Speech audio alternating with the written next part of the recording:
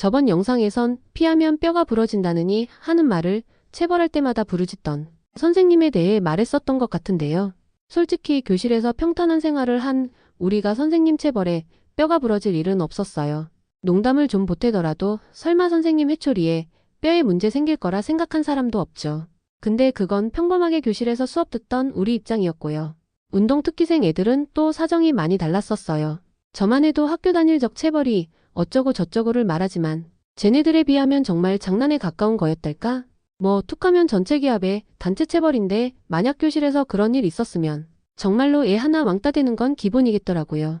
근데 운동부 애들은 그런 일들이 거의 매일같이 일어나고 있는 거였어요.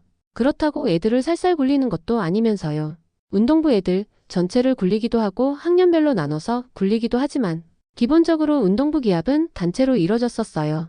듣기로는 선후배 간에 그런 것도 있다고는 하던데 그런 것까지 운동장에서 대놓고 하지는 않더라고요. 근데 그런 걸 넘어서도 뭔가 마음에 안 드는 몇몇은 따로 코치님께 불려가기도 했었어요. 그리고 당연히 코치님은 남들 시선 같은 건 전혀 신경 쓰지 않으셨고요. 게다가 잔소리 같은 건 단체로 굴릴 때 다 말을 해버려서인지 그렇게 소수로 불려간 애들은 주로 체벌로만 주구장창 혼나기는 하던데요. 그래도 그렇게 혼나는 걸 보고 있으면 쟤네가 끼리끼리 모여있을 적에나 못한다고 구박받는 거지. 확실히 운동부가 다르긴 다르더라고요. 일단 코치님의 회초리질은 그 자세부터가 달랐어요. 그냥 수업 들어오는 선생님들도 좀 제대로 혼내야겠다 싶은 순간들에는 나름 스냅을 준답시고 회초리를 어깨너머로 돌려대곤 한단 말이에요. 근데 코치분들은 그렇게 과장되게 움직이는 것도 아니고 오히려 자세에 딱딱 각을 잡아가며 휘두르셨는데도 선생님들이 하실 때보다 더 섬뜩한 소리가 들려왔었어요. 훈련받는 애들은 다들 체육복 비슷한 걸 입고 있었어서 코치님들 회초리라고 해서 뭐 그리 심각한 소리가 나지는 않았지만 그 회초리가 바람을 가르는 소리만 해도 충분히 무서워 보이기도 했어요. 얼마나 아플지는 회초리 종류만 봐도 대강 짐작이 되잖아요. 절대 소리만 요란한 그런 물건이 아니었어요. 오히려 그런 회초리도 바람 가르는 소리가 나는구나 할 정도로 아파 보이는 거였는데요. 그걸로 혼나는 애들은 학년에 관계없이 독종들만 모여있는 것 같았죠.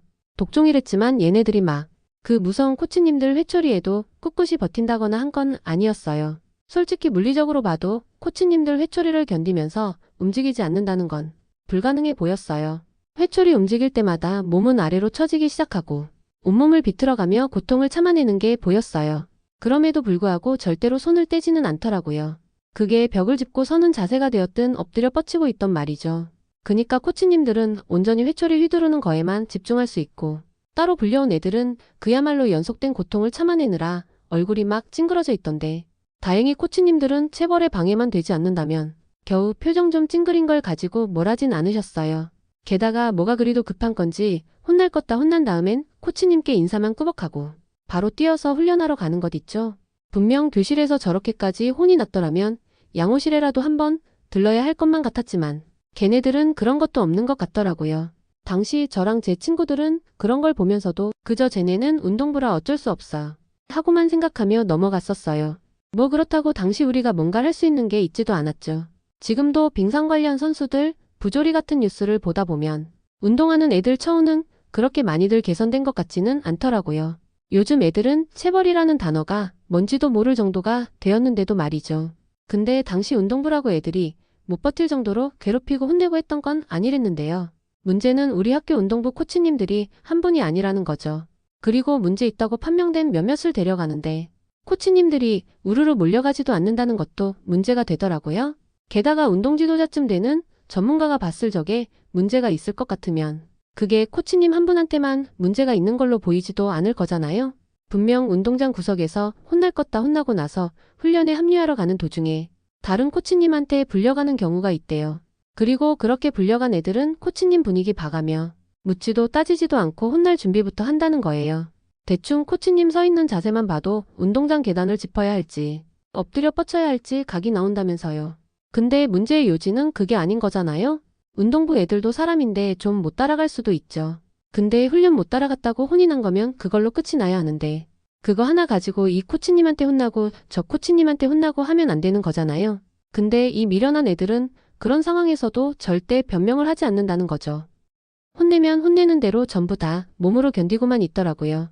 그러니까 그날따라 좀 심각한 실수를 했다 하면 거기 있는 코치님들이랑 감독님한테까지 일일이 돌아가며 몇 배로 혼나야 할 수도 있다는 거죠. 제가 봤을 적에는 그럴 것 같으면 옆에 누군가가 있으면 심적으로라도 더 의지가 될 것만 같았거든요.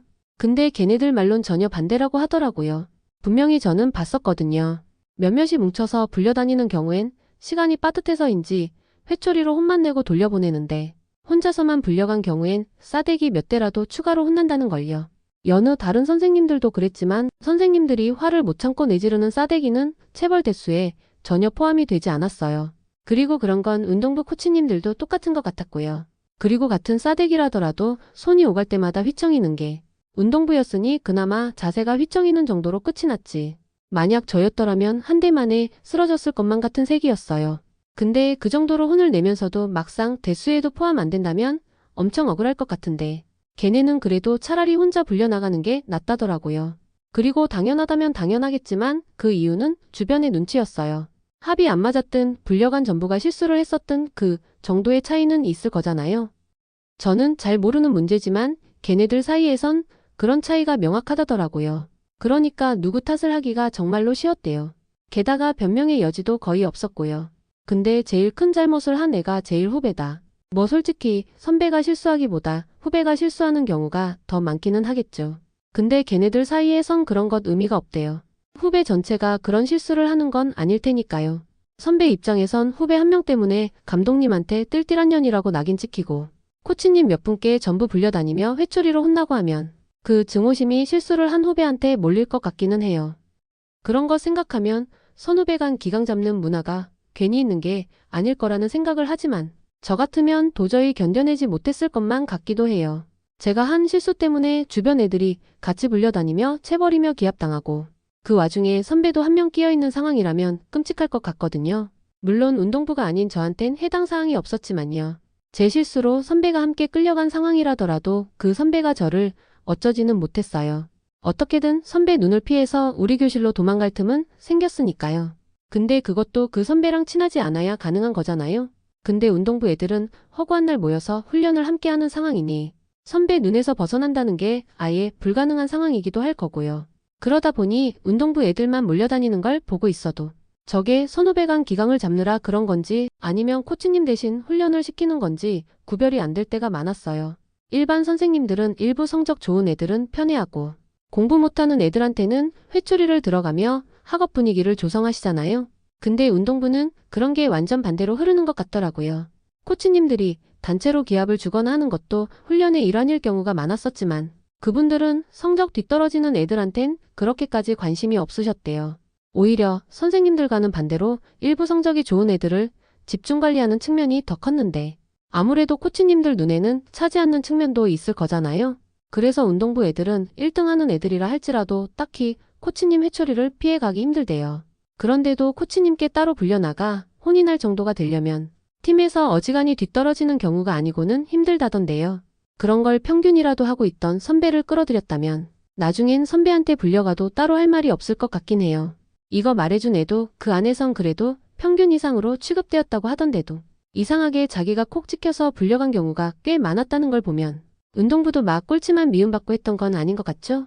근데도 그 안에선 딱히 왕따라거나 하는 문제는 없었다니 그것도 신기하긴 했어요. 왕따가 생기기에는 운동부만의 기강 잡기가 너무 심해서 그랬을까요? 그런 거 생각하면 저는 운동에 소질이 없는 게 다행이었는지도 모르죠. 그리고 괜히 궁금해지는 게 있다면 재수학원이 엄할지 운동부가 엄할지도 궁금해지기도 했고요. 그리고 재수학원은 그래도 친구가 다니는 곳을 구경하기도 하고 친구랑 벌도 받고 체벌도 당해보긴 했었는데 운동부 애들 재수학원엔 경험이 없긴 해요. 운동부 애들도 재수한다는 건 저도 대학교 들어가고 나서야 들었던 부분이니까요. 저도 재수학원이 더 힘들다고 생각될 정도니 운동했던 애들은 더 심했겠죠. 그럼 이번 이야기는 여기까지만 할게요.